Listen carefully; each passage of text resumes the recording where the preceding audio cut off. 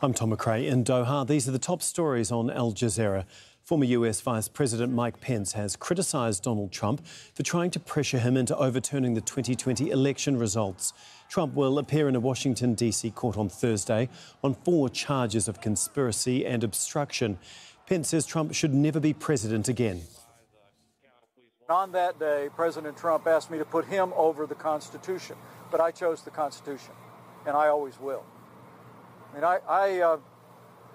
I really do believe that anyone who puts themselves over the Constitution should never be president of the United States. And anyone who asks someone else to put themselves over the Constitution should never be president of the United States again. Niger's coup leader says he will not bow to international pressure to reinstate deposed President Mohamed Bazoum. The West African regional bloc, ECOWAS, has sanctioned the junta and has sent a delegation to Abuja to discuss the use of military force, citing it as a last resort. With regards to ECOWAS and the West African Economic and Monetary Union, it's with amazement that Nigerians have learned of the illegal, unjust and inhumane sanctions imposed on them. But they are above all unprecedented. For the first time in the history of a community organization, the member countries decided to pronounce such severe sanctions against another member country, Niger, without any consultation and without going through dialogue or intermediate measures. Russia has attacked a vital Ukrainian grain export facility near the border with Romania.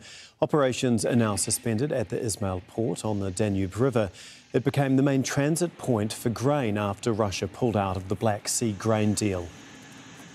Pope Francis has met 13 victims of clerical sexual abuse at the start of a 5-day trip to Portugal.